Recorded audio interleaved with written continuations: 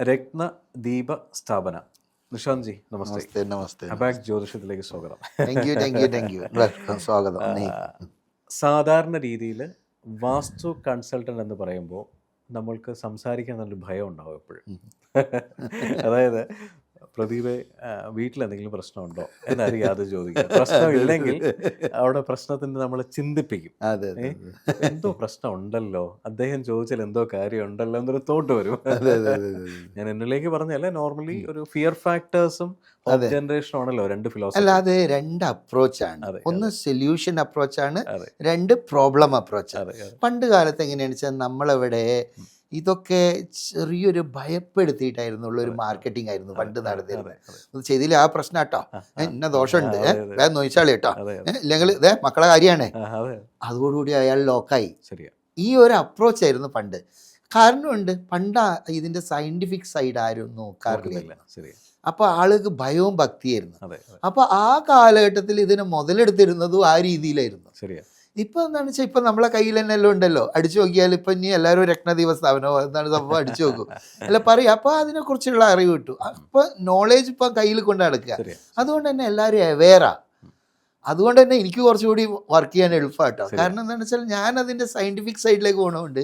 എനിക്ക് വേണ്ടത് പോസിറ്റിവിറ്റി ഉണ്ടാക്കുക, സമൃദ്ധിയാണ്. പിന്നെ നമ്മൾ സമൃദ്ധിയിലായാലും നമുക്ക് ബാക്കിയുള്ളൊരു സമൃദ്ധി കൊടുക്കാൻ പറ്റുമോ? ഉള്ള സാധനമല്ലേ കൊടുക്കുക. നിഷാന്ത്, ഈ പറയുന്ന ഈ കൺസെപ്റ്റ് കേരളത്തിൽ വരുന്ന സമയത്ത് സാധാരണ വാസ്തു നോക്കുന്ന ആൾക്കാർക്ക് വീട്ടിലൊരു പ്രശ്നമുണ്ടെങ്കിൽ, അല്ലെങ്കിൽ വീട്ടിൽ അറിഞ്ഞോ അറിയാതെ വാസ്തു നോക്കിയോ നോക്കാതെ വീട് വച്ചതിന് ശേഷം മുന്നോട്ട് പോകുമ്പോൾ ഡേ ടു ഡേ ലൈഫിലുണ്ടാകുന്ന പ്രശ്നങ്ങൾക്ക് സ്വാഭാവികമായിട്ടും വാസ്തു ഒരു പ്രശ്നമാണെന്ന് പറയുന്നുണ്ട്. അപ്പോൾ അവിടെ പൊളിക്കൽ എന്ന് പറയുന്ന സംഭവം ഏറ്റവും കൂടുതൽ നടക്കുന്നത്. സാധാരണ ഒരു വീട് വെച്ചിട്ട് അല്ലെങ്കിൽ ലോൺ എടുത്ത് വീട് വെച്ചിട്ട് ആ പൊളിക്കുക എന്ന് പറഞ്ഞാൽ മാനസികമായിട്ട് ആ കുടുംബനാഥന് ഭയങ്കര പെയിനുള്ളതാണ്. അതായത് നമ്മുടെ ഏറ്റവും വലിയ അസറ്റാണ് വീടെന്ന് പറയുന്നത്. അപ്പോൾ ഈ പൊളിക്കാതെ ഈ ഒരു സിസ്റ്റം എങ്ങനെ ഇംപ്ലിമെന്റ് ചെയ്യാം, സാധാരണ ദോഷങ്ങളെ എങ്ങനെ മാറ്റാം, വാസ്തുദോഷം ഒന്ന് പറയാം. വെരി ഗുഡ്, നല്ല ചോദ്യമാണ് കേട്ടോ അത്. കാരണം എന്ന് പറഞ്ഞാൽ എൻ്റെ ഇതിലും നിശാന്തി പൊളിക്കാനൊന്നും പറയില്ലല്ലോ അല്ലേ, ഇങ്ങനെ ഒരു മുൻകൂർ ജാമ്യം എടുത്തിട്ടാണ് എന്നെ അയാള് വിളിക്കുക. ഇനി വിളിക്കുന്നവർ ആ ജാമ്യം എടുക്കില്ല. യഥാർത്ഥത്തിൽ എന്തുകൊണ്ടാണ് പൊളിക്കാൻ വരുന്നത് വെച്ചാല്, നമ്മളെ കേരളത്തിലെ വാസ്തു ചുറ്റളവ് അത് അളവ് തെറ്റരുത്, ഇങ്ങനെയുള്ളൊരു സാധനത്തിലും മാത്രം കുടുങ്ങിക്കിടക്കുകയാണ്. അതുകൊണ്ടാണ് അതിൻ്റെ ഒരു പ്രോബ്ലം വരുന്നത്. അതെന്ന് പറഞ്ഞാൽ ശരിക്കും കണക്ക് നോക്കേണ്ട ആവശ്യവും തച്ചനാണ്. കാരണം എന്ന് പറഞ്ഞാൽ മറ്റുള്ളവർ ഇപ്പോൾ ആശാരി മൂശാരി തട്ടാൻ കൊല്ലൻ എന്ന് പറയുന്നതിൽ അപ്പം ഈ ഒരു വിഭാഗക്കാരാണ് ഇതിൽ ചെയ്യണത്. അപ്പോൾ ആശാരിക്ക് മാത്രം ഒരു പ്രശ്നമുണ്ട്, മൂപ്പർക്ക് ഉരുക്കി വാർത്തിട്ട് രണ്ടാമതാക്കാൻ പറ്റില്ല. അപ്പോൾ അളന്ന് കഴിഞ്ഞാൽ കൃത്യമായിക്കൊള്ളണം, എഴിച്ചു കൂട്ടിയാൽ മുഴച്ചിരിക്കും. അപ്പോൾ ആദ്യം എന്താണ് അദ്ദേഹം പറയും, കണക്ക് കയറ്റരുത് കേട്ടോ. പക്ഷെ ഇദ്ദേഹത്തിൻ്റെ പണി വരുന്നതോ ലാസ്റ്റാ. കാരണം ആദ്യം തന്നെ മരപ്പണിയല്ലല്ലോ വരിക, തറ ഉണ്ടാക്കണം, അതിൽ ഉണ്ടാക്കണം, അത് കഴിഞ്ഞിട്ടാണ് ആശാരിയുടെ പണി കഴിയുന്നത്. അപ്പോൾ എന്താ ആശാരി എന്താവും, കല്ലാശാരി അല്ലെ കൽപ്പടിക്കാരൻ്റെ അടുത്ത് പറയും കണക്ക് കയറ്റരുത് കേട്ടോ.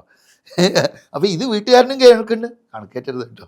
അപ്പോൾ ഈ കണക്ക് കയറ്റരുത് ഇത് അപ്പോൾ ഈ വാസ്തു നോക്കുക എന്ന് പറഞ്ഞാൽ കണക്ക് കയറ്റാണ്ടിരിക്കലാണ് എന്നാണ് ഒരു ധാരണയാണ്. അതന്നെ. പിന്നെ അതൊരു വിശ്വാസമായി മാറി. പിന്നെ നമ്മളെ കേരളത്തിൻ്റെ ബ്ലഡിൽ അത് ശരിക്കും അങ്ങോട്ട് കയറി. അപ്പോൾ പക്ഷേ നമ്മളെ ഈ ലോകത്തിൽ എത്രയോ രാജ്യങ്ങളുണ്ട്, ഇവിടെ ഈ കണക്ക് നോക്കി ഇങ്ങനെ ചെയ്യണത് ഒരേ ഒരു സ്ഥലം നമ്മളുടെ ഈ കൊച്ചു കേരള അല്ല. അതിൽ രണ്ട് ഇതുണ്ട് കേട്ടോ. ഒന്ന് നമുക്ക് അഭിമാനിക്കുകയും ചെയ്യാം, കാരണം ഒരു യൂണിക്കായിട്ടുള്ള സിസ്റ്റം നമുക്കുണ്ട്, ഒരു സംസ്കാരമുണ്ട് നമുക്ക്. വേറെ ഒന്ന് ഈ സിസ്റ്റം തന്നെയാണ് പ്രശ്നമാകുന്നത്. ആകെ ഇതാണ്. അപ്പോൾ അതെന്തുകൊണ്ടാണ് വെച്ചാൽ, അപ്പോൾ അതിൻ്റെ കുറേ സയൻറ്റിഫിക് സൈഡ് നമുക്ക് നഷ്ടപ്പെടുകയാണ് ചെയ്യുന്നത് കണക്കിൽ മാത്രം ഒതുങ്ങുമ്പോൾ. അപ്പോൾ ഈ പൊളിച്ച് മാറ്റേണ്ടി വരുന്നത് എന്തുകൊണ്ടാണെന്ന് വെച്ചാൽ കണക്ക് തെറ്റുമ്പോഴാണ്. അപ്പോൾ കണക്ക് എന്ന് പറയുന്നത് നോക്കണ്ടെന്നൊന്നും ഞാൻ പറയില്ല. ഞാനും കണക്ക് നോക്കിയിട്ട് തന്നെ സ്ക്വയർ ഫീറ്റിന് 8 രൂപ ചാർജ് ചെയ്യും. ഞാനും കണക്കിലേക്കാക്കിയിട്ട് തന്നെ ചെയ്ത് കുറ്റിയടിച്ച് കൊടുക്കാറുണ്ട്. കാരണം പുതിയൊരു വീടുണ്ടാക്കുകയാണോ നമ്മൾ കൃത്യമായിട്ട് കണക്കൊക്കെ കൃത്യമാക്കിയിട്ട് തന്നെ ചെയ്യണം. കാരണം അത് ഫസ്റ്റ് ഇതാണ്. നേരെ മറിച്ച് നിലവിലുള്ളൊരു വീടാണോ ഒരാൾ ചെയ്തു, വേറൊരാളെ വിളിച്ചാൽ പറയും മരണ ചുറ്റാട്ടോ ഒക്കെ പ്രശ്നമാണ്. ഒരു സത്യം എന്താണെന്ന് അറിയോ, ശരിക്കും ഇത് മരണ ചുറ്റായതല്ല.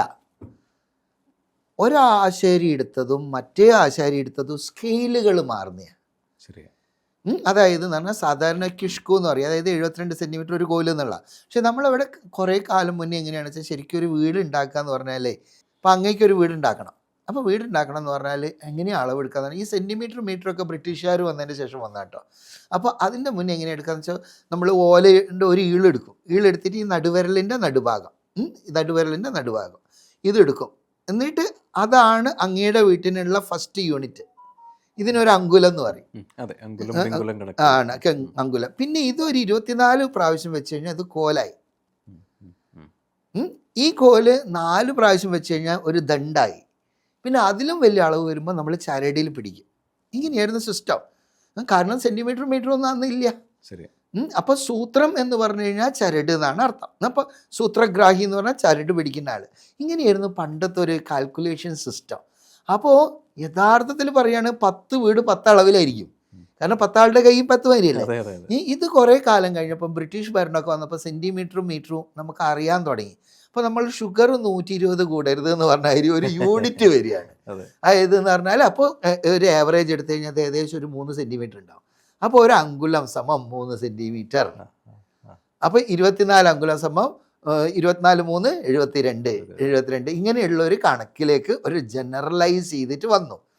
പിന്നെ ഈ ജനറലൈസ് ചെയ്ത് തന്നെ നമ്മൾ നോക്കുമ്പോൾ ഓരോ ഇത് എന്താണ് പറയുക, ഓരോ കുടുംബങ്ങളുടെ താവഴിയായിട്ട് വരിക. അപ്പം പണ്ട് കാലത്ത് കക്ഷത്തൊരു കോലും കൊണ്ട് നടക്കുന്ന ഒരു കാലഘട്ടം ഉണ്ടായിരുന്നു. അപ്പോൾ അച്ഛൻ്റെ അടുത്തുനിന്ന് പിന്നെ ആ മകന് ആ കോല് കൊടുക്കും. അങ്ങനെ അവരത് ഫോളോ ചെയ്യും. അങ്ങനെ ഒരു കാലഘട്ടമായി. അപ്പോൾ നമ്മളിപ്പോൾ പാറശാല മുതൽ ഈ കാസർഗോഡ് വരെ എടുക്കുകയാണെങ്കിൽ ഈ 72 എന്നുള്ളതുണ്ടാവും, 74 എന്നുണ്ടാവും, അതുപോലെ തന്നെ 68 എന്നുണ്ടാവും. ഇങ്ങനെ പല കോലിൻ്റെ കണക്ക് വരും. അത് ഓരോ തറവാട്ടുകാർക്കും ഓരോ കോലുകളാണ്. കാരണം അവരൊരു യൂണിക് ആക്കിയിട്ട് എന്തെങ്കിലും ഒരു സാധനയിൽ വെക്കും. കാരണം വേറെ ഒരാൾക്ക് ഈ തറവാട്ടുകാരുടെ കണക്ക് എടുക്കാൻ പറ്റരുതെന്നാണ്. അപ്പോൾ എന്താണെന്ന് വെച്ചാൽ ഇയാൾ ഉണ്ടാക്കിയിരിക്കുന്ന കണക്ക് ഇത് പ്രകാരമാണ്. അപ്പം വേറെ ഒരാൾ വന്ന് അളക്കുമ്പോൾ അദ്ദേഹത്തിൻ്റെ ആയ കാൽക്കുലേഷനാണ്. ശരി. അപ്പോൾ അദ്ദേഹം അളക്കാൻ പോകുന്ന ഇദ്ദേഹം കാൽക്കുലേറ്റ് ചെയ്ത് ഉണ്ടാക്കിയ വീടാണ്. അപ്പോൾ മറ്റേ ആളൊക്കെ കാൽക്കുലേറ്റ് ചെയ്താൽ കിട്ടില്ല. അപ്പോൾ എന്ത് പറയും, തെറ്റാ, മരണിച്ചിട്ടാ. അപ്പോൾ ഇതിവിടെ പൊളിക്കേണ്ടി വരും കേട്ടോ. ഇതാണ് സംഭവം, ഇതാണ് ഇതിൻ്റെ ബാക്ക്ഗ്രൗണ്ട്. അപ്പോൾ നമ്മൾ ഒന്നും മനസ്സിലാക്കേണ്ടത് ഈ കണക്ക് നോക്കുക എന്ന് പറയുന്നത് അത് രൂപീകരിക്കുന്നത് വരെ മാത്രമാണ്. രൂപീകരിച്ച് കഴിഞ്ഞു കഴിഞ്ഞാൽ അതൊരു സ്വതന്ത്രമായിട്ടൊരു ശരീരമായി മാറി. അതായത് വാസ്തുപുരുഷ സങ്കല്പം എന്ന് പറയുന്നത് ശരിക്കും ആ വീടിനൊരു ഹ്യൂമൻ ബോഡി ആയിട്ട് കാണുകയാണ്. വടക്ക് കിഴക്ക് തല വരും, തെക്ക് പടിഞ്ഞാറ് കാല് വരും, അതുമാതിരി തന്നെ വലത്തേ കൈമുട്ട്, വലത്തേ കാൽമുട്ട് ലെഫ്റ്റ് സൈഡിൽ വരും, റൈറ്റ് സൈഡിൽ ഇടതേ കൈമുട്ട്, ഇടതേ കാൽമുട്ട് വരും. ഇതിങ്ങനെ ഒരു സങ്കല്പം, അത് ക്ലിയറായിട്ട്. അപ്പം ഇതിന് കാരണമുണ്ട്, നമ്മളെ ബോഡിയിൽ എന്തൊക്കെ പ്രോബ്ലം ഉണ്ടാവും ഒക്കെ വീട്ടിലുണ്ടാവും. ശരിയാണ്. അതായത് ഒരാൾക്ക് കാല് വേദനയുണ്ടോ മനസ്സിലാക്കുക, അയാളുടെ തെക്ക് പടിഞ്ഞാറ് മൂലയിൽ എന്തോ പ്രശ്നമുണ്ടെന്നാണ്. കാലിന് പ്രശ്നം ഉണ്ടെങ്കിൽ ഇതിങ്ങനെ കംപ്ലീറ്റ്ലി ഇൻ്റർലിങ്ക്ഡ് ആണ്. അപ്പോൾ ജ്യോതിഷ ശാസ്ത്രത്തിൽ എന്താണെന്ന് വെച്ചാൽ നമ്മൾ ഗ്രഹങ്ങളുമായിട്ടാണ് ബന്ധപ്പെടുന്നത്.